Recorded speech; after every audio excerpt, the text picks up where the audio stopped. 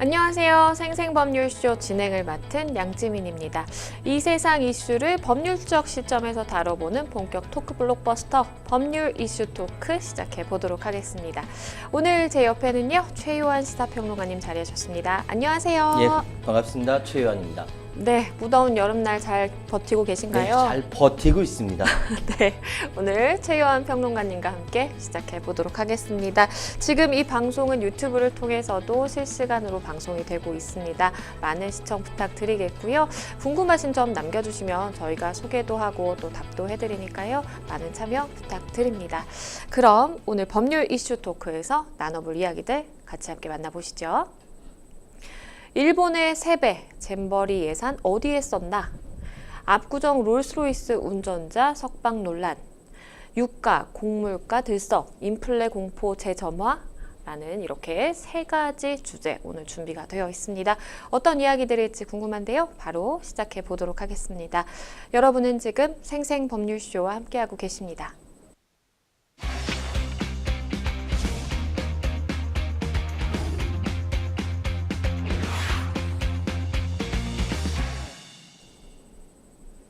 네, 법률 이슈 토크 첫 번째 주제로 바로 가보겠습니다. 일본의 세배, 잼버리 예산 어디에 썼나? 라는 주제인데요.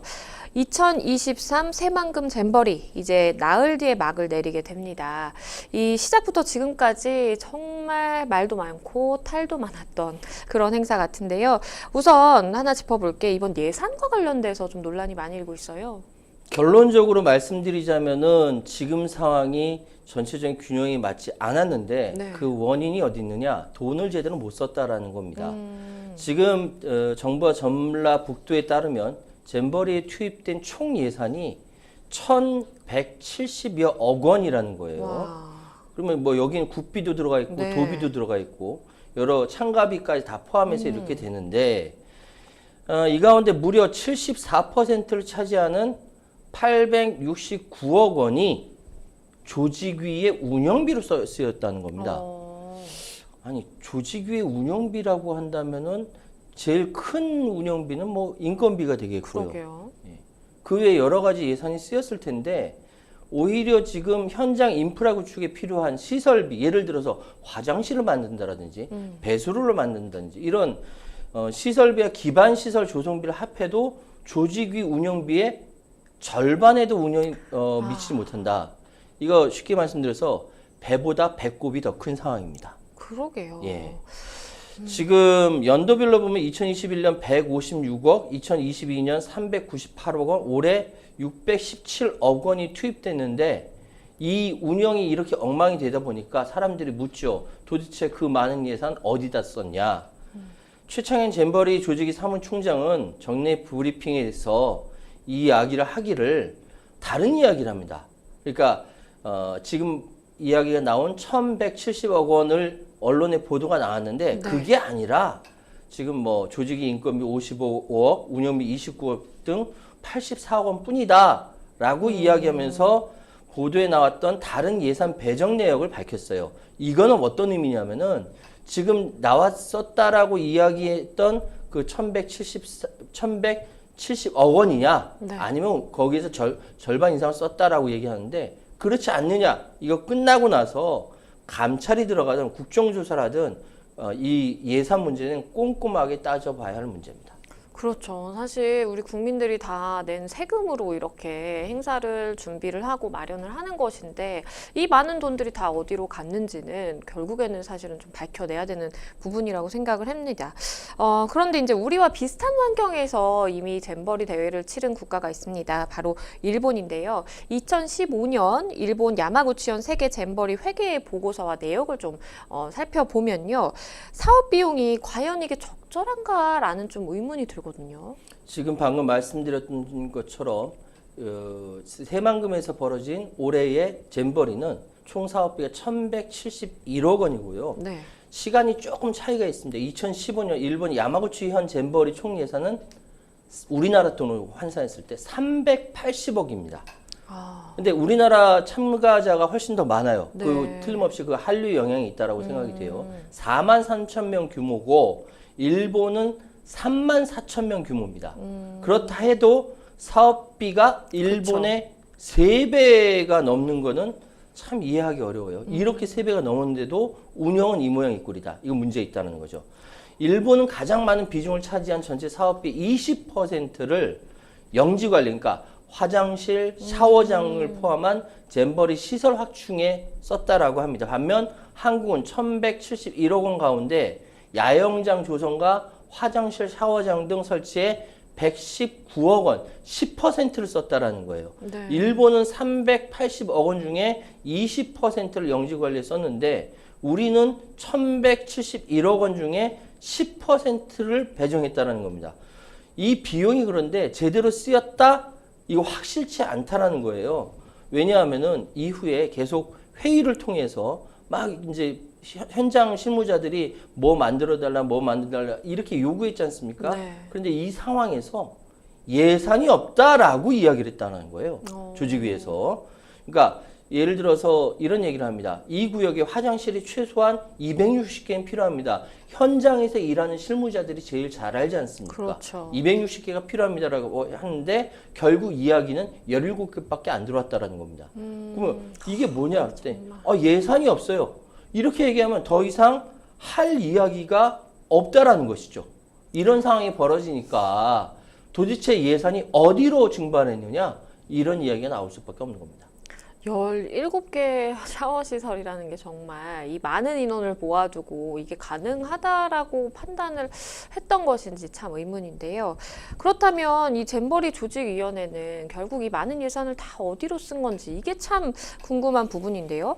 117억 원, 그러니까 1171억 원 가운데 이 전북도와 부안군이 쓴 기반 시설 등 관련된 이 예산 빼고 조직위원회가 쓴 돈이 앞서서도 설명을 해주셨지만 이 800억 원이 넘는다라는 게 사실 좀 감이 안 와요. 그렇습니다. 지금 조직위원회가 쓴 돈만 무려 870억 원이라고 합니다. 870억 원이 도대체 누구 주머니로 들어갔냐라고 누구나, 왜냐면 그거 국민 혈세입니다. 궁금할 수밖에 없어요. 지금 조직위 사업비 가운데 가장 큰 비중을 차지한 건 식사 제공 121억 원이라고 합니다. 자, 학생들, 그러니까 그 어린 학생들이 와서 캠핑에서 식사하는데 돈이 많이 들어가죠. 그런데 이게 제대로 그쵸. 사용됐느냐? 대회 초기에요. 달걀을 줬는데 곰팡이 폈대요. 이거 뭐 어떻게 된 거예요? 121억 원이나 썼다라고 하는데. 그런데 문제는 지금 상황에서 공무원의 해외 출장으로 도마에 오른 인건비만 55억 원, 운영비만 29억 원, 합쳐서 84억 원이나 돈을 썼다라는 겁니다. 게다가 더 눈에 띄는 건 홍보와 공연 비용이 많다라는 겁니다. 무슨 뭐 홍보관 운영 21억 원, 공연 이벤트 비용 45억 원. 일본은 홍보와 마케팅 모두 합쳐서 9억 원 정도 썼다. 시간이 예를 들어 2023년이고 2015년이고 해서 한 8년 정도 차이가 난다고 하지만 이건 너무 큰 차이가 나지 않을까라는 생각이 들고요. 또 지금 코로나와 방역 의료시설에 28억 원, 해충 방역과 기피제 보급에 7억 6천만 원씩이나 썼는데 지금 잼버리 야영장에서 131명이 코로나에 확진됐어요. 하루에 수백 명씩 벌레 물림 환자가 속출하고 있다고 합니다.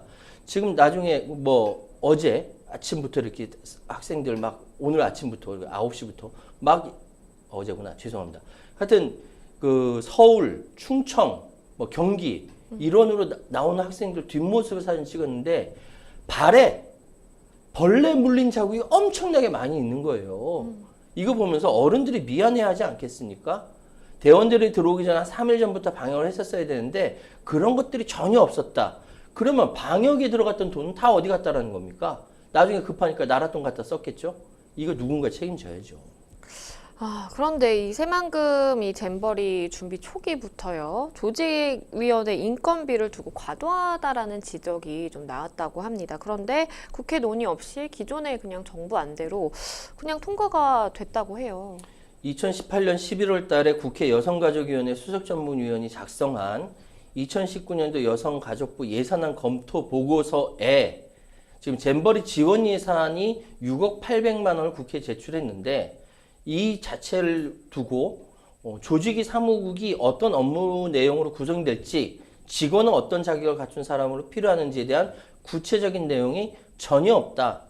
쉽게 말씀드려서 6억 800만 원의 인건비를 사용하게 되는데 여기에서 기준이 불분명한 상태에서 상대적으로 높은 임금을 책정했다라는 이야기가 나온 겁니다.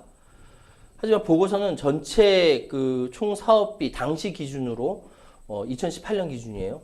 491억 원 중 약 5만 명 규모의 잼버리 대회 조직위 구성을 총 사업비 9조 원, 관람 규모 100만 명 평창 올림픽에 준해 책정한 것은 과대해 보인다까지 지적이 나왔어요. 그러니까 소위 얘기해서 지금 잼버리 대회가 지금 평창 올림픽 그거에 준해서 예산이 조직위가 편성됐다는 것이죠. 그런데 이 상황에 대해서 지적이 나왔음에도 불구하고 지원 예산에 대한 추가 논의가 더 이상 없었다. 국민들이 내는 혈세에 대해서 더 따지고 들지 않았고 조직위가 냈으니까 그냥 2018년 정부 안대로 국회 본회의를 통과했다라는 것이죠. 이거 국민들이 내는 혈세에 대한 책임 방기입니다. 이런 가운데 이 잼버리가 개최된 전북 부안군 공무원들이요. 잼버리 개최지 및 도시재생 우수사례 연구 목적으로 이제 출장을 떠납니다. 그런데 이 출장에서 잉글랜드 프리미어리그에서 뛰고 있는 손흥민 선수의 경기를 직관한 것으로 드러나서 이게 또 논란이 되고 있어요. 손흥민 선수의 축구 경기 직관과 세계 잼버리와 어떤 관계가 있는지 모르겠습니다만 이렇게 방만하게 운영됐다라는 것이죠. 1,000억 원의 예산 대부분을 조직위원회 운영에 썼는데 그 운영비로 해외 관광 다녔다라는 거 아닙니까? 예를 들어서 국외 출장 연수 정보 시스템에 따르면 어제 보고입니다. 부안군 공무원 4명이 2019년 10월 3일부터 13일까지 영국, 런던과 프랑스, 파리를 다녀왔다라는 겁니다. 근데 이런 공무원이든 국회의원이든 누구든지 해외 연수라든지 출장 갔다 오면은 거기에 관련된 보고서를 쓰지 않습니까? 네. 근데 보고서를 쓰는데 영국의 세계 잼버리 대회 개최지 및 도시재생 우수 사례 연구라고 보고서엔 적혀 있는데 네. 이런 거 보니까 여러 가지 그 잼버리 관련된 시설을 보고 온 걸로 알고 있었습니다만 축구 경기장 가서 구경한 거 그거 쓴 거예요. 예를 들어서 운동장과 관중석에 가깝게 설계되어 생동감 넘치는 경기를 관람이 가능했다. 이게 세계 잼버리랑 무슨 관계가 있습니까? 이거 결국은 알고 보니까 부안군 공무원들이 손흥민 선수의 경기를 직관하기 위해 일부러 일정 중에 그 스타디움, 아멕스 스타디움을 끼워 넣었다라는 의혹까지 든 겁니다. 그날 토트넘이 3대 0으로 졌다라고 합니다. 이겼으면 더 기분 좋았을까요? 그런데 부안군 관계자는 이렇게 이야기합니다. 손흥민 선수의 경기를 관람했다라는 사실은 인정한다. 하지만 여행 기간에는 잼버리 홍보 활동을 한 것이고 해당 출장은 그러니까 손흥민 선수 그 직관했던 그 잼버리 예산이 아닌 부안군 예산으로 갔다. 부안군 예산은 뭐 국민의 혈세로 나간 거 아닙니까? 근데 이 부안군 관계자 4명뿐만이 아니에요. 이 여러 사람들이 예를 들어서 10박 12일 동안 꿈 같은 여행으로 갔다 왔다라든지 다른 전북도에서도 갔다 왔고 여성가족부 등의 이 전체 잼버리 관련된 해외 출장만 90건 이상 이루어졌다라는 거죠. 그럼 이제 보고서는 제대로 썼냐 이거가 다 합치면 정말 말도 안 되는 상황이 나올 것 같아요. 그러니 국민들이 낸 혈세는 자기들이 해외여행 다니고 맛있는 거 많이 먹고 이런 데만 다닌 거냐. 실제로 세계 잼버리 대회와 관련 있는 걸로 갔다 와야 되는데 그렇게 못하니까 결국 결과는 이렇게 엉망진창 대회를 열 수밖에 없는 거 아니냐라고 국민적 비판이 있는 겁니다. 관계자 여러분 정신 차리십시오. 예. 그러게요. 이제 보고서만 보더라도 뭐 꿈 같은 해외 배낭여행이었다라는 그 표현 자체도 이게 참 맞는가라는 생각이 좀 계속해서 드는데요. 이번 대회를 준비하느라 1,000억 원이 넘는 예산을 썼습니다. 그런데 이제 그 예산이 굉장히 방만하게 집행이 된 정황들은 정말 차고 넘치는 것 같습니다. 돈이 없어서가 아니라 역설적으로 돈이 너무 많아서 이렇게 해외 출장도 많이 가고 불필요한데 돈을 너무 많이 쓴 것 아닌가라는 생각도 드는데요. 그런데 이제 1,000억 원이 넘는 직접 사업비 외에 도로공사 등 간접비가 있습니다. 이게 또 10조 원 넘게 들어갔다라는 이야기가 있어요. 우리가 혈세를 1,171억 원을 냈구나 라고 붕괴하시는 분들은 놀라지 마십시오. 여기 관련돼서 들어간 돈이 10조 원이 넘게 들어갔습니다. 왜냐? 예를 들어서 이런 겁니다. 이제 공항 건설을 해야 된다. 세계 5만 명의 청소년 운집하는 2023년 세계 잼버리 대회를 성공적으로 개최하기 위해서는 공항 건설이 필수적이다. 2018년 전북은 잼버리 개막 전 개항해야 한다면서 예비 타당성 조사 면제를 요청했습니다. 그래서 2019년에 예비 타당성 조사가 면제됐지만 아직 착공도 하지 못했습니다. 그리고 예타도 면제되면서 착공도 하지 못했는데 비용은 지불된 거예요. 국고로. 왜? 공항을 만들어야 된다라고 하니까. 새만금을 동서남북을 잇는 도로에 7,886억 원이 들어갔고요. 신항만의 고속도로, 철도까지 간접비 모두 합치면 10조 원이 훌쩍 넘는다라는 겁니다. 그러면은 이 새만금의 잼버리 행사가 개최된 게 새만금에 관련된 이쪽 지역의 고속도로와 공항과 철도를 놓기 위해서 잼버리 대회를 유치한 거 아니냐, 이런 의심밖에 들지 않는 거예요. 실제로 2017년 도의회, 전북도의회 제348회 행정자치위에서 나온 발언은 더 노골적이라는 거죠. 예를 들어서 당시에 도의원이 세계 잼버리를 유치하는 가장 큰 목적이 뭐냐라고 물으니까 전북도 관계자가 새만금을 속도감 있게 개발하기 위한 것이다. 그러니까 도의원이 항만이나 철도, 공항 등 인프라를 좀 더 빨리 하기 위해서 예산을 빼오기 위한 명분으로 새만금에 유치한 것 아니냐? 그거 굉장히 잘했다. 이런 이야기 맞장구를 쳤다라는 것이죠. 그래서 결국은 이번 새만금 잼버리 대회가 파행 위기까지 겪으면 전 세계의 골칫덩. 왜냐하면 청소년 아이들 많이 보냈잖아요. 부모들은 얼마나 속이 탑니까? 아이들이 더위에 쪄 죽는다 이런 보도가 나오니까 얼마나 속이 탑니까? 세계의 골칫덩어리로 등장했어요. 새만금 잼버리 대회가. 이러다 보니까 알고 보니까 연불보다 제밥에 관심이 더 많았던 지자체와 정치권의 책임이 결코 적지 않습니다. 말씀해 주신 것처럼 사실 새만금 잼버리 대회를 열기로 한 그 밑그림을 보면 사실상 이 잼버리 행사 개최를 위해서가 아니라 정말 순수한 목적이 아니고 이 새만금 개발을 목적으로 이렇게 새만금 잼버리도 유치가 된 것이고 이런 노력들을 기울인 거 아닌가라는 좀 생각도 드는데요. 사실 이제 지금에 와서야 이렇게 비판이 제기가 되는 것이지만 그 새만금 지역 주변을 보면요, 야영을 하기에는 이게 정말 최악의 입지 조건 아닌가라는 이야기도 나오거든요. 군대를 갔다 온 사람은요, 훈련을 가잖아요. 훈련 가면은 어디에 야영을 해야 할 것인지 정확하게 파악합니다. 대체적으로 숲이 우거져 있고 그늘진데 또는 이런 데 텐트 치고 좀 이렇게 할 수가 있어요. 근데 새만금 여기 간척지는 땡볕입니다. 땡볕. 당연히 더울 수밖에 없죠. 그렇죠. 숲은커녕 나무 한 그루 찾아보기 힘든 새만금 잼버리 부지입니다. 그늘이 부족하다 보니까 당연히 온열 환자가 하루에 1,000명씩 발생하고요. 여기가 물웅덩이가 많아요. 물웅덩이 많다는 건 뭡니까? 벌레, 모기 이런 것들이 그렇죠. 많다라는 거예요. 그러면 여기 또 가려면은 환자가 생겨서 응급차 가려면 여기 물웅덩이에 빠집니다. 이 상황에 대해서 환경단체 이미 지적을 했었어요.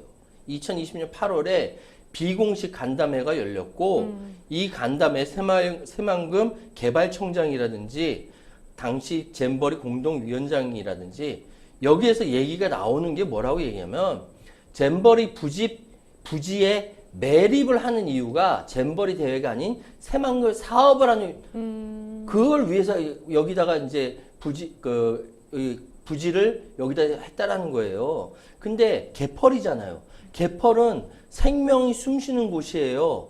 그렇기 때문에 거기 말고 이미 드러난 대로 바꾸자라고 얘기했는데도 불구하고 떡 본 김에 제사 지내는 것이다. 매립하자라는 이야기가 나왔다는 겁니다. 지금 그러니까 강원도 고성에 이어서 32년 만에 치른 세계 잼버리 행사가 지역 개발을 위한 수단으로 바뀐 것이고요. 그러니까 잼버리 부지를 관광 레저 단지를 염두에 두고 정부가 개발을 해왔고 속도감 있는 사업 추진을 위해 여기 시행 중인 농생명 용지를 조성 사업에 포함해서 개수 사업으로 추진한다. 세계 잼버리 대회가 문제가 아니라 여기에 지역을 개발을 매립해서 부지를 개발해야 되기 때문에 잼버리 행사를 여기다 추진한 거예요. 그러니 아이들은 뭐가 됩니까? 부지 개발을 위한 인질이 돼버린 겁니다. 이거를 세계에다가 정부에다가 온 스카우트 그 단원들에다가 거짓말하고 이렇게 한 거예요. 그러니 더군다나 여기는 바다 매립을 한 지 얼마 안 됐기 때문에 염분이 많은 짠물이 많아요. 나무를 심을 수가 없어요. 그러니 이게 말이 됩니까? 나무 심기도 불가능하고 화상벌레 많고 모기 많고 온열 환자 많고 그래서 아이들이 여기 가서 고생할 수밖에 없는 거죠. 몇백만 원 들여서 외국에서 온 아이들은 그러니까 부모들이 속이 터지는 거죠. 지금 그쵸. 한국 언론의 보도가 잘 안 되는데 지금 미국과 영국으로 다시 돌아간 스카우트 부모들이 언론에다가 한국 정부가 한국이 얼마나 불성실하게 새만금 잼버리를 유치해서 엉망인지에 대해서 보도가 연일 쏟아져 나오고 있습니다. 한국 언론도 정신 차리세요. 그것도 와서 어떻게 보도했는지 좀 제대로 좀 보도 좀 하시라고요. 그러다 보니까 사실 벌써부터 누가 책임을 질 것인가 책임론이 부상하고 있는데요. 아마도 이러한 책임론에 자초를 하고 있는 그 여성가족부 등에 대해서 감찰이 이루어질 것이다라는 이야기도 있네요. 그렇습니다. 지금 벌써부터 지금 책임론은요. 이게 문재인 정부 때부터 된 것이다. 그래 야당을 비판합니다. 여당이. 야당은 아니 지금 윤석열 정부 들어서 1년 3개월이 있었는데 그 사이에 뭐 했냐? 또 비판합니다. 또 나중에 맨 처음 추진은 박근혜 정부부터 시작했다. 정치권은 이렇게 서로 싸웁니다. 내 책임 아니라는 거죠. 내 책임 아니긴요. 정치권 공동의 책임입니다. 이거 여야 다 부끄러워 할 거예요. 추진을 시작했던 박근혜 정부 시기의 책임자들, 문재인 정부 시대의 책임자들, 현 정부 책임자들, 물론 가장 큰 건 현 정부지만 어쨌든 다 공동으로 책임져야 돼요. 그런데 이 상황에서 정치권만 싸우는 것이 아니라 잼버리 사태를 둘러싸고 여가부 내에, 여성가족부 내에 관계자끼리 또 책임 소재를 떠넘기는 등 내용 조짐까지 보인다는 겁니다. 지금 이런 상황이다 보니까 전북도 등 지방자치단체에 대한 국무총리 사안하에 국무조정실 감찰을 한다지 않습니까? 근데 이런 상황에서 김현숙 여가부 장관 참 한심하게 대응하고 있죠. 이미 1년 전에 물어봤어요. 세계 잼버리 대회 어떻게 준비하고 있습니까? 라고 물어볼 때 아주 잘 준비하고 있다라고 얘기했다가 이번에 이 난리가 나오고 잼버리 아이들 다 각 도로 보내고 나니까 잼버리는 대한민국 위기 대응 역량을 보여줘. 이게 말입니까 뭡니까? 여기서 왜 위기 대응 역량을 보여줍니까? 아예 위기가 오지 않도록 미리부터 잘 준비를 했었어야죠. 또 이 김현숙 장관은 또 이것 때문에 엄청나게 비판을 받고 있죠. 그리고 이 얘기도 좀 해봐야 될 것 같아요. 우리가 K-팝 콘서트 많은 아이들이 좀 기대를 하고 있는 것으로 전해지고 있는데 일단은 우여곡절 끝에 11일에 이 상암에서 열린다고 합니다. 그런데 이제 라인업이 구체적으로 아직 나오진 않았나 봐요. 라인업이 안 나올 수밖에 없죠. 지금 왜냐하면은 우리나라의 보통 아이돌 그룹 K-팝의 대상이 되는 이 K-팝 스타들은요. 섭외가 2, 3개월 전에 끝납니다. 2, 3개월 전에 끝나요. 그런데 지금 며칠 앞두고 안 되겠다. 그 공연도 8일에서 11일로 또 연기가 됐어요. 그렇죠. 11일 날 저녁에 하자라고 며칠 전에 결정해놓고 자 K-팝 스타들 대한민국 국위 국위 선양을 위해서 자 희생해 자원봉사해 이런 이야기 나오죠. 지금 나오는 것은 지금 걸그룹 뉴진스 나온다라고 해서 잼버리 왔던 우리 어린 친구들 되게 좋아한대요. 저도 뉴진스 좋아합니다. 아이브도 좋아하고 4세대 걸그룹 좋아합니다만 아니 이 무슨 저 걸그룹들이 배달 음식점입니까? 부르 모으게? 그리고 더 한심한 것은 정치권에서 멤버 일부가 군복무 중에 방탄소년단 콘서트 출연도 요청한대요. 지금 군에 간 그 진과 제이홉을 불러달라는 거 아닙니까? 이거를 그 국방위원회 소속인 성일종 국민의힘 의원이 국방부 장관한테 이야기한 거예요. 국방위원회는 엄청나게 힘이 세요. 국회에는. 이거 국방부 장관한테 얘기하면 국방부 장관은 군대는 명령체계니까 야 나가 하면 쭈르르륵 해서 나갈 수밖에 없는 상황입니다. 이게. 그럼 방탄소년단은 어디 전화해서 배달되는 배달 음식점입니까? 이게 뭐 하는 짓입니까? 지금 상황이 이미 K-팝 슈퍼 라이브에 아이브, 엠믹스, 스테이시 뭐 10개 팀이 다 있다 계속 옮기고 나니까 이거 어떡합니까? 지금 상황은 그러니까 제대로 준비 못한 잼버리 이 상황을 K-팝 콘서트로 대충 때우려고 넘어가는 상황밖에 안 되고 그렇게 되면 많은 사람들이 뭐 그거 보고 그때는 잠깐 좋아했지 도대체 잼버리는 뭐야? 라는 이야기가 나올 수밖에 없는 것이죠. 참 말도 많고 탈도 많은 이번 잼버리 대회. 이 대회가 마무리된 이후에 그간 투입된 예산이라든지 아니면 사용처라든지 관련해서 아마도 정치권의 공방이 더욱 가열되지 않을까라는 생각이 듭니다. 저희도 이 관련된 예산 다 어디로 갔는지 뉴스를 지켜보면서 함께 또 알려드리도록 하겠습니다. 네, 첫 번째 법률 이슈 토크 여기까지 만나보겠습니다. 여러분은 지금 생생법률쇼와 함께하고 계십니다.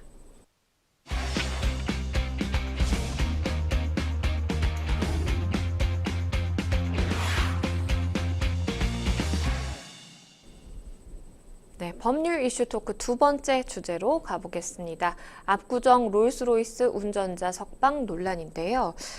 지난 2일 밤 서울 강남구 압구정역 근처에서 인도로 돌진해서 20대 여성에게 이 중상을 입힌 롤스로이스 운전자에 대한 공분 여론이 계속해서 커지고 있는 상황입니다. 우선 어떻게 사건이 전개가 됐는지부터 좀 설명을 해주시죠. 서울 강남구 압구정역 인근에서 롤스로이스 차량을 몰다 인도로 돌진해서 20대 여성에게 중상을 입힌 운전자가 체포된 지 17시간 만에 석방되었습니다. 2일 오후 8시 10분경에 운전하던 도중에 인도로 돌진해서 길을 건너던 20대 여성을 크게 다치게 했어요. 지금 피해 여성은 양쪽 다리가 골절되고 머리와 배를 다치는 등 중상을 입고 병원에서 수술을 받았는데 아직 혼수 상태라고 합니다. 아직 의식이 돌아오지 않았다라고 해요. 네. 그래서 이 운전자 신 씨에게 음주운전할 때 술을 마신 건 아니었어요. 그런데 마약 간이 시약 검사 결과 케타민 양성 반응이 나왔다라는 것이죠. 케타민이라는 것은 전신 마취제로 사용되는 향정신성 의약품으로 분류됩니다. 지금 진통작용과 환각작용이 있어서 마약으로 오용되고 있는 상황이에요.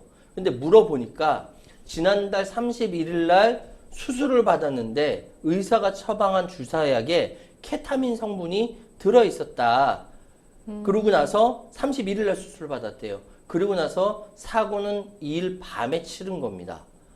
뭐 자기가 소명서를 냈다라고 하는데 이 상황에서 경찰이 구속영장을 신청하지 않았고요. 신 씨, 이 운전자 신 씨의 변호사가 신원보증을 하고 책임지겠다라고 해서 석방되었다라고 합니다. 그리고 이것이 마약을 한 것이 아니라 수술을 받아서 된 거기 때문에 구속사유도 성립되지 않는 것으로 판단했다라는 겁니다. 이게 말이 되는지 모르겠는데 하여튼 이런 상황입니다. 말씀해 주신 것처럼 이 신 씨가 석방된 데에 대해서 이거 정말 상식적으로 납득이 되지 않는다라면서 현직 변호사도 이 비판의 목소리를 냈다고 하던데요. 저는 양 변호사께도 여쭤보고 싶은 게 되게 많아요. 일단은 지금 변호사 업계에서는 마약 양성 반응이 나왔고 아무 잘못 없는 피해자는 두 다리를 절단해야 될지도 모르는 상황이 벌어졌음에도 불구하고 대형 로펌이 신용보증을 해줬다라고 해서 그걸 또 받아줘서 석방을 했다. 이게 경찰이 할 일이냐라는 굉장히 분노하고 있어요, 지금. 그런데 불구속 수사하는 순간 이 남성이 어떻게 돈을 모아서 그 20대입니다, 신 씨가. 6억 원짜리 차를 몰고, 롤스로이스가 6억 원이래요. 차를 몰고 다니지. 그 돈은 누구로부터 나온 건지 진짜 병원에서 정상적으로 케타민 주사만 맞는 건지 이 핵심적인 쟁점에 대해서 진실이 밝혀질 가능성이 현저하게 떨어지게 되는 것이죠. 그래서 저도 궁금한 거예요. 왜냐하면 법적인 전문가 우리 양 변호사님이시니까 만약 이 신 씨가 당일에만 이 케타민을 포함해서 마약류 3종을 투약했다라는 걸 증거가 드러났다라는데 마약 운전을 해서 그래서 운전을 해서 사고를 낸 경우에는 이거 굉장히 가중처벌되는 거 아닌가 이런 그렇죠. 궁금증이 생기거든요. 맞습니다. 그러니까 말씀해주신 것처럼 우리가 일반적으로 뭐 음주를 해서 교통사고를 발생시켰을 때 음주운전에 대한 혐의점 하나와 그리고 교통사고 처리 특례법상에 이제 사고를 낸 부분, 사고를 낸 것도 지금 누가 이제 부상을 당한 그런 상황이기 때문에 그 부분에 대해서 이제 처벌을 하는데 많이들 들어보셨을 거예요. 위험운전 치사상이라고 해서 우리가 음주운전 사건들이 워낙 많아지고 그러다 보니까 사실은 솜방망이 처벌에 그치는 경우가 많고 우리 가중 처벌해야 된다라고 해서 위험운전 치사상이라는 것이 있습니다. 그래서 만약에 그 조항이 적용이 되면 사실은 굉장히 가중처벌, 법정형도 훨씬 더 높기 때문에 가중처벌을 받게 되는 것인데 일반적인 음주운전으로 이렇게 다 위험운전 치사상이 되진 않거든요. 그런데 만약에 이렇게 내가 고의로 약물을 복용한 상황이다, 뭐 마약을 한 상황이었다, 케타민 내지는 향정신성 의약품을 복용한 상황이었다라고 하면 위험운전 치사상으로 볼 가능성이 굉장히 높고요. 지금 아직은 이제 경찰에서 혐의점을 열어두고는 있는 것 같아요. 그러니까 마약류관리법 위반까지는 지금 보지는 않고 있는 것 같은데 그 부분도 반드시 챙겨봐야 되는 부분으로 좀 생각이 됩니다. 사실 이런 가운데 이 해당 사건을 영상으로 다룬 유튜버가 있습니다. 이 유명한 유튜버인데 신씨 측으로부터 협박을 받았다라는 또 주장을 하기도 했어요. 이게 뭔가 복잡하게 얽혀있는 사건 같기도 하고요. 예, 그렇습니다. 지금 말씀하셨듯이 위험운전 치사상해의 혐의를 받고 있는 이 사람에 대해서 이게 정상적인 상황이 아니지 않습니까? 그러니까 탐정사무소 채널을 운영하는 유튜버가 이 상황에 대해서 파고든 거죠. 네. 그러니까 20대 여성이 롤스로이스에 들이받쳐 중상을 입은 사건에 대해서 목격자, 피해자 가족 인터뷰 진행하고 문제의 차량 운전자 신 씨가 경찰 조사를 받던 중 밖으로 나와 지인들과 대화를 나누고 웃으며 통화하는 모습을 포착했고 이 신 씨가 범죄 조직을 만들어 활동하고 있다며 신상 일부를 공개를 했습니다. 공개를 한 것은 이 유튜버가 평소에 범죄 조직이라든지 이런 사람들에 대해서 끊임없이 그 탐정 채널을 계속 그렇죠. 운영했던 것처럼 네. 똑같이 한 거죠. 그러니까 이 신 씨 쪽에서 이 유튜버와 유튜버 가족들에게 협박성 메시지를 남겼다라는 것이죠. 그러면서 현찰을 보내줄 테니 여기서 그만하자. 회유까지 했다라는 거예요. 뭔가 있으니까 이런 거 벌이는 거 아니겠습니까? 그래서 이 유튜버가 이야기하기를 제가 혹시나 사망하게 되면 유튜버가 얘기하는 거예요. 자기가 사건을 파헤치는 유튜버가 사망하게 되면은 명백히 타살이다. 네, 타살이다라고까지 이야기를 했어요. 왜 이렇게 되는 거냐? 제가 심장마비나 심근경색, 교통사고, 실족사, 추락사로 사망하거나 극단적인 선택을 한 일이 없지만 하게 된다라고 한다면은 이건 명백히 타살이라고 얘기하는 거예요. 왜? 이 신 씨가 범죄 조직을 운영하는 사람이라고 밝혀버렸거든요. 그래서 지금 가족까지, 이 유튜버의 가족까지 협박을 하고 있다라고 하니까 여기서 또 궁금해지는 겁니다.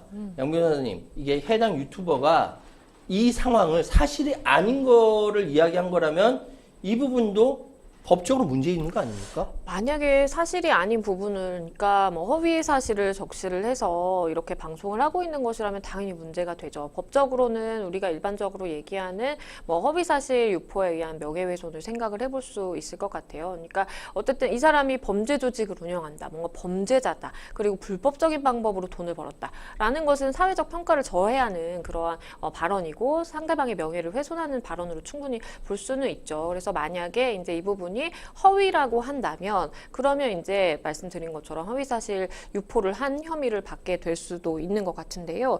일단은 굉장히 좀 신변의 위협을 강하게 느끼고 있는 것 같아요. 그리고 더불어서 이 롤스로이스 차량에 치여서 중상을 입은 그 20대 여성 같은 경우에는 아직도 중환자실에서 지금 의식을 찾지 못하고 있는 상황이라고 합니다. 이 피해자 가족 마음이 참 어떨까요? 그렇죠. 이 유튜버에 따르면 이 신 씨가 지인들과 불법적인 방법으로 막대한 재산을 취득해서 강남 클럽에서 하루에만 테이블 비용과 술값만 수천만 원 쓰는 방탕한 생활을 해왔다라고 보도했고 거기에 대해서 협박을 했는데 네. 이거와 무관하게 이 피해자 가족들은 아마 지금 뭐라고 먹먹해집니다. 이 20대 여성이 아직까지 중환자실에서 의식을 되찾지 못하고 있다라고 합니다. 이 가해자 측으로부터 근데 이 피해자 측의 친오빠하고 이제 알아보니까 따로 네. 연락 온 거 없고 경찰 쪽에서도 연락이 오지 않았고 사고 이후에 피해자 가족은 어떻게 상황이 흘러가고 있는지 그 사람들 어떻게 조사하고 있는지 전혀 모른다라고 속상해하고 있다라고 합니다. 근데 이 피해자 20대 여성이 아직도 의식이 없다 보니까 지금 수술이 더 남았는데 이 오빠가 얘기하는 거예요. 이 동생 몸 상태가 너무 안 좋아서 수술을 더 진행할 수 있을지 없을지도 모른다라고 이야기하고 있어요. 그러니까 피해자는 멀쩡히 길을 가다가 차에 받쳐서 이렇게 중환자실에 이렇게 있는 상황이고 상황이 어떻게 돌아가는지도 모르고 경찰이나 피해자 쪽도 연락이 오지 않는다라고 이 황당한 상황이 벌어진 겁니다. 그러게요. 뒤늦게 이 서울 강남 경찰서가요, 이 신 씨에 대해서 구속영장을 신청을 했다라고 하는데 한 차례 사실은 이제 진작에 구속영장을 신청을 했었어야 된다라는 비판의 목소리가 있는 것처럼 이렇게 한 차례 집에 돌려보낸 이후에 하는 신청이다 보니까 과연 뭔가 수사의 의지가 있는 것인지, 과연 이 사건이 제대로 밝혀질 수 있을지 의심의 눈초리를 보내는 분들이 많은 것 같아요. 그러니까 이 그 신 씨가 경찰에 체포된 뒤 대형 로펌 변호인을 선임했고 조사를 받은 지 17시간 만에 석방이 돼 버립니다. 네. 석방이 되고 버리고 나서 경찰에 대한 비판, 대처에 대한 비판이 쇄도하다 보니까 그리고 특히 이 사건을 쫓는 한 유튜버가 신상을 내리지 않으면 디도스 공격을 하겠다. 신 씨가 또 유튜버한테 공격을 하니까 이러한 상황에 대해서 대중들의 공분인 여론이 커져버렸어요. 네. 그리고 나니까 경찰이 다시 이 신 씨에 대해서 구속영장을 신청한 겁니다. 그 사이에 17시간 지난 후에 석방하고 나서 다시 신청하게 된 건데 그 사이에 얼마나 많은 이 상황에 대한 대처를 했겠습니까? 약물을 투약한 정황을 발견했는데 특정범죄 가중법을 적용하고 했다라 경찰이 나중에 얘기했거든요. 왜 그때 상황 얘기하지 않았습니까? 이거 혹시 경찰과 이 불법적인 조직을 만들었다라고 의심받고 있는 신 씨와 어떤 관계가 있는 거 아닙니까? 라고 물어볼 수도 있는 거예요. 합리적인 의심입니다. 여기에 대해서 경찰이 마땅히 이 상황도 수사를 해야 합니다. 네.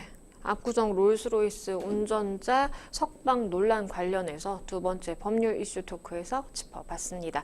저희는 또 다음 주제로 넘어가 보겠습니다. 법률 이슈 토크 세 번째 주제는요. 유가, 곡물가 들썩, 인플레 공포 재점화라는 주제입니다. 장기화되는 러시아와 우크라이나 전쟁, 이 먼 나라의 이야기가 더 이상 아닌 것 같아요. 이게 전쟁의 불똥이 우리 물가에 튀고 있기 때문인데요.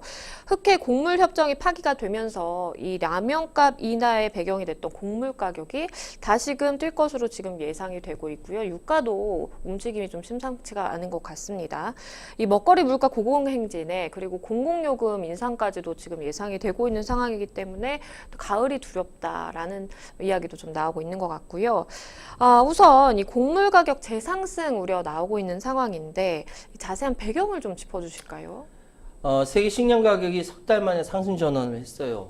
그러니까 이제 지구가 글로벌화, 그러니까 소위 얘기해서 지구 반대편에서 어떤 사건이 벌어지는 것이 우리나라에도 영향을 미칠 수밖에 없는 글로벌로 이게 꽉꽉 묶여 있거든요. 네. 그러다 보니까 우크라이나가 흑해를 통해서 곡물을 수출할 수 있도록 보장했던 흑해 곡물 협정이 파기되다 보니까 그것이 안 됐거든요. 그러다 보니까 이 상황이 우리나라한테까지 영향을 미치는 겁니다. 지금 엊그제 6일 농림축산식품부에 따른 유엔 식량농업기구 FAO가 발표한 지난달 세계 식량 가격 지수가 123.9, 그러니까 그 전보다 13%나 올랐다라는 거예요. 네. 그러니까 지난해 3월 달에 159.7로 정말 최고치를 기록한 이후 올해 3월까지 쭉 떨어졌는데 다시 반등해서 7월에 상승했다라는 것이죠.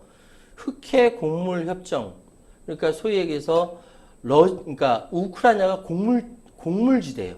정말로 씨만 뿌리면은 마구 자라는 데이기 때문에 밀도 그렇고 여러 가지 이 곡물들을 마구 굉장히 많이 수출한 나라인데 전쟁이 벌어져 버리니까 전쟁 때문에 농사 지을 사람이 없거든요. 당연히 이런 어려움에 처해 있었다가 곡물 협정을 통해서 그나마 좀 나아졌던 상황인데 이게 종료가 되면서 여러 가지 기름, 예를 들어서 해바라기씨유라든지 팜유라든지 이런 것들이 생산이 둔화되고 더 이상 수출이 안 되고 어려움을 겪게 된 겁니다. 어려움이 겪게 되다 보니까 이것이 지구 정반대편인 우리나라에까지 영향을 미치게 되는 거예요. 그러니까 전쟁 나서 싹 쓸어버렸다 이것이 아니라 그 영향이 우리까지 오니까 전쟁 나면 안 되는 거예요. 어디든지 간에. 그러면 과연 곡물가가 얼마나 오를지도 관심이 집중이 되는데 IMF가 곡물값이 한 10에서 15% 정도 오를 것이다 라고 이야기를 했네요. 세계 3대 곡창지대 중 하나인 우크라이나가 전쟁 중에도 안전하게 곡물을 수출할 수 있도록 보장했던 것이 바로 흑해 곡물 협정이었던 거예요. 지난해 7월에 타결됐는데 이것이 쭉 진행되는데 1년 만에 효력을 잃은 겁니다. 네. 그래서 지금 식량 위기가 전 세계적으로 재점화된다라고 걱정하는데 우리가 밥 먹는 거 걱정 안 하잖아요. 그런데 이것이 당장 10에서 15% 오르게 되면은 예를 들어서 기근이 심각한 아프리카에는 아예 곡물이 안 들어가는 거예요. 사람들이 굶어 죽는 겁니다. 우리나라는 쌀값이 더 올라가고 밀가루 값이 더 올라가고 이 모든 것들이 다 올라가게 되는 것이죠. 지금 7월 세계 식량 가격 지수가 123.9라는 것은 그 전달보다 1.3% 제가 13%는 잘못 말했습니다. 1.3% 상승했는데 그냥 뭐 1.3% 이게 아닙니다. 전 세계적으로 이 식량 가격이 올라가게 되면은 거기에 연계가 되어 있는 은행이라든지 금융이라든지 다 꽁꽁 묶여버리는 겁니다. 인플레이션이 조금 낮아진다고 생각하다가 식량 가격이 올라가게 되면은 이것이 또다시 뛸 수밖에 없는 것이죠. 그렇기 때문에 지금 가장 걱정되는 부분이 여러 가지 부분에서 인플레이션이 다시 올라가는 것이 걱정되고 있는 겁니다. 사실 곡물값 하락을 이유로 이 라면값 등이 줄줄이 내렸던 걸로 기억을 하는데요. 그런데 곡물값이 만약에 다시 오르게 된다면 라면값도 다시 좀 오르지 않을까라는 걱정도 되고요. 사실 라면 가격이 50원, 100원 내려가는 것이 이게 뭐 얼마나 뭐 큰 영향을 미치겠어라고 하지만 서민들 입장에서는 라면 가격이 그렇게 떨어지는 것이 굉장히 반갑거든요. 그런데 지금 지난번에 계속 기름값 오르죠, 밀가루값 오르죠, 시멘트값 오르죠, 다 오르다 보니까 특히 제일 많이 오른 게 공공요금이에요. 공공요금. 사실 공공요금이 덜 올랐으면은 상황이 이만큼 안 돼서 어쨌든 공공요금 엄청 올랐어요. 가스비, 예? 뭐 이런 것들. 그렇죠. 그러다 보니 버스비 뭐 이런 것들. 이게 올라가다 보니까 좀 낮췄던 것이 라면 가격이에요. 그런데 라면 가격마저도 다시 올라갈 수 있다라는 거예요. 서민들은 진짜 가격 올린 게 확 너무 느껴지니까 그 전에 비해서 물가 내렸다 조금 내렸다. 이게 표가 안 난다. 그런데 문제는 지금 집중호우로 농축산물 가격이 급등했죠. 국제 곡물 가격 오름세 보이면서 하반기 물가는 더 오른다라고 하죠. 그러면 애써 내린 라면, 과자, 빵 등 가공식품 가격이 다시 오를 가능성도 높고요. 라면 업계는 인상 요인이 당장 크지 않지만 장기화될 경우 수익성에 악영향이 있을 것으로 보인다고 언론에서는 이야기하지만 그게 언론에서 대기업들 걱정할 거 아니고 우리 서민들 어떻게 먹고 살 것인지 그것 좀 걱정해 달라고요. 자, 요즘 이것 때문에 상추 가격 있죠? 한 봉다리 얼마인지 아닙니까? 3,900원, 4,900원 해요. 그러니까 언론에서 이런 표현 쓰더라고요. 시민들이 상추 가격, 상추 한 봉다리 쓰려다가 3,900원, 4,500원 막 하니까 깜짝 놀라는 표정을 지었다. 이렇게 하는데 이 지금 상황은 서민들을 걱정할 때다라고 말씀드리겠습니다. 그런데요, 참 악재가 겹쳐옵니다. 국제유가도 다시 꿈틀거리고 있어요. 지금 사우디아라비아 국영 석유기업 아람코가 올해 2분기 순이익이 40% 가까이 급감했다라고 이야기하는데 네. 이유는 뭐냐면은 사우디아라비아가 그동안 자체적으로 원유 생산량을 줄이면서 고유가를 유도했음에도 불구하고 좀 아쉬운 성적이니까 네. 추가 감산에 나선다라는 것이죠. 그럼 어떻게 됩니까? 기름값이 오른다는 그렇겠죠. 것이죠. 국제 유가가 최근 80달러를 넘고 있다라는 겁니다. 이게 이제 소위 얘기해서 서부 텍사스유도 그렇고 브렌트유도 그렇고 지금 중동에서 나오는 이 모든 뭐랄까 이 석유 가격이 아람코 세계에서 제일 부자 나라인 사우디아라비아에서 감산을 계속 연장한다. 배럴당 80달러를 돌파한 경우가 많다라는 거예요. 프랑스 모 은행에서 예측하건데 이 올 연말에는 100달러가 넘어갈 것이다. 이렇게까지 이야기를 하고 있어요. 그런 석유 가격이 올라가게 되면 다른 것들도 다 올라가게 오르죠. 되는 거예요. 자동차 못 몬다는 거예요. 걱정이 안 될 수가 없습니다. 국제유가도 그렇고 세계 식량 가격도 그렇고 일제히 오름세를 보이면서 지금 잠시 뭔가 진정세를 보이는 것 같았던 물가의 불확실성이 점점 커지고 있는 것 같아요. 무엇보다 언급해 주셨지만 공공요금 또 인상될까 봐 그게 가장 좀 걱정이 되더라고요. 에너지와 식량 모두 수입 의존도가 높은 우리 한국 같은 경우는요. 국제 원자재 가격, 가스 요금 오른다, 기름값 오른다 라면 철렁합니다. 그만큼 어렵습니다. 그렇기 때문에 지금 상황에 국제 원자재 가격, 가스나 기름이나 이런 것 변동이 사실 국내에 뚜렷한 진정세를 보이는 국내 소비자 물가의 흐름에 악영향을 줄 수가 있습니다. 지금 한국은행이 조금 불길한 전망이긴 한데 8월부터 다시 물가가 높아질 것으로 보인다라고 이야기를 했어요. 한국 물가 경로상에는 국제 유가 추이, 기상 여건, 국내외 경기 흐름, 공공요금 조정 등과 관련한 불확실성이 높다라고 이야기하는데 그렇게 된다라면 지금 상황에서 공공요금이 올라갈 수밖에 없다라는 이야기예요. 가스비 올라갈 수밖에 없고 기름값 올라갈 수밖에 없다라는 이야기인데 서민으로서는 섭섭할 수밖에 없죠. 왜냐? 아니 이제 기름 없이 가스 없이 살 수 없는 시대에 그쵸. 그 기름값, 가스값 올라가게 된다면 불안할 수밖에 없지 않습니까? 마지막으로 국민 삶의 안정을 위해서 좀 정부가 어떤 노력 기울여야 될까요?